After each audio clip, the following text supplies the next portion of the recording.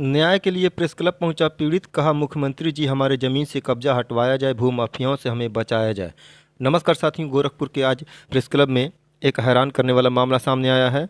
यह मामला कैंट थाना क्षेत्र के सिंघड़िया के रहने वाले श्रीनिवास निषाद का है।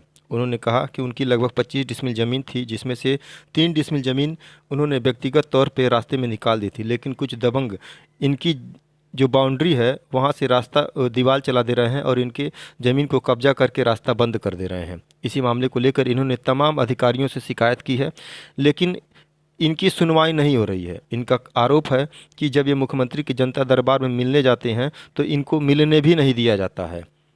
पूरा मामला क्या है, और इन्होंने एक बात ये भी कहा कि इनके हाथ और पैर को मारकर तोड़ दिया गया है, इनकी 2 उंगली को भी तोड़ दिया गया है, लेकिन दबंगों पर कोई कार्रवाई पुलिस नहीं कर रही है। प्रेस वार्ता के माध्यम से इन्होंने मुख्यमंत्री से न्याय की गुहार लगाई है। आइए सुनते हैं पूरा मामला।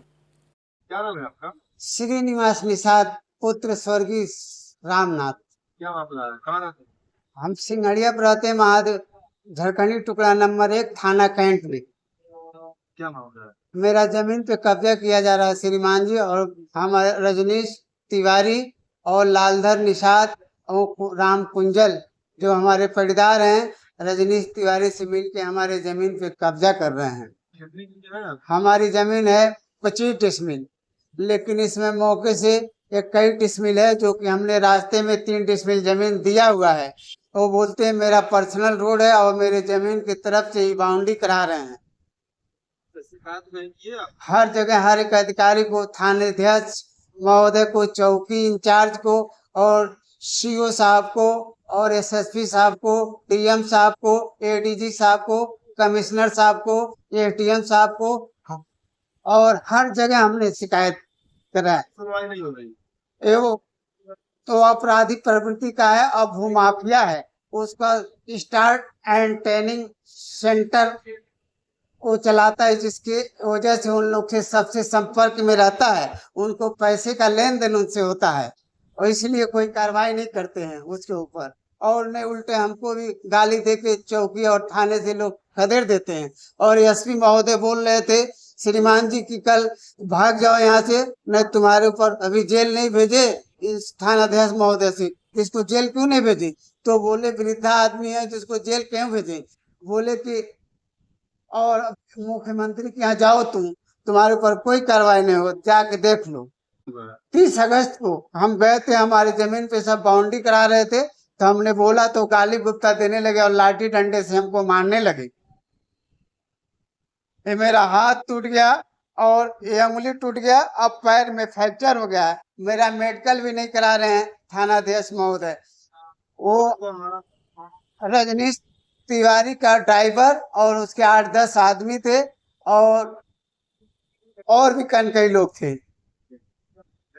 आपकी जमीन क्यों लेना चाहते हैं? वो बोलते हैं मेरा जमीन है, ये रास्ता आपका नहीं है, मेरा पूरा टोटल जमीन है, जो कि रास्ते मेरा जमीन है 3 डिसमिल हमने छोड़ा हुआ है। वो बोलते हैं मेरा पर्सनल रोड है और मेरे तरफ से रास्ता बाउंड्री चला रहे हैं पुलिस प्रशासन से मिलके। नहीं, मेरा पुश्तैनी जमीन है और मेरा 25 डिसमिल जमीन है, होना चाहिए। मौके से मेरा जमीन 21 डिसमिल है। क्या मांग है आपकी? हम चाहते हैं कि मेरा रास्ता खाली कराया जाए और बाउंड्री तोड़वाया जाए।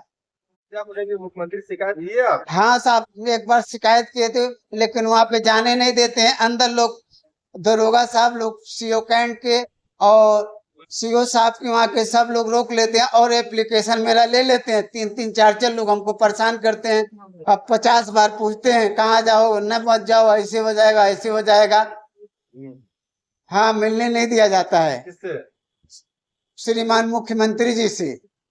तो क्या मुख्यमंत्री जी से क्या कहना चाहेंगे? हम यही जानना चाहेंगे कि हमारे जमीन से कब्जा हटवाया जाए, इन भूमाफियाओं से बचाया जाए और हमारी रक्षा की जाए। और हमारा हाथ पैर मार के तोड़ दिए हैं, इसका दवा का खर्चा लोग दें और इन लोग के ऊपर मुकदमा दर्ज किया जाए। तो कहते हैं आप भूमाफिया है ही नहीं।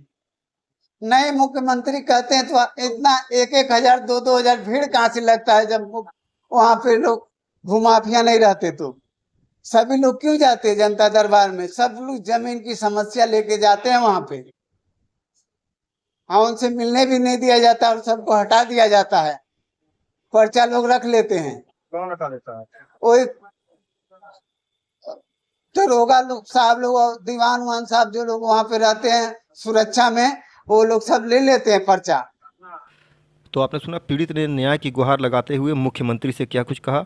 अब देखने वाली बात यह होगी कि इस पीड़ित को न्याय कब तक मिल पाता है। तब तक के लिए बने रहिए आज़ाद आवाज़ OP 53 पर और उस चैनल को लाइक, सब्सक्राइब और शेयर करना ना भूलें। प्रवीण कुशवाहा, गोरखपुर।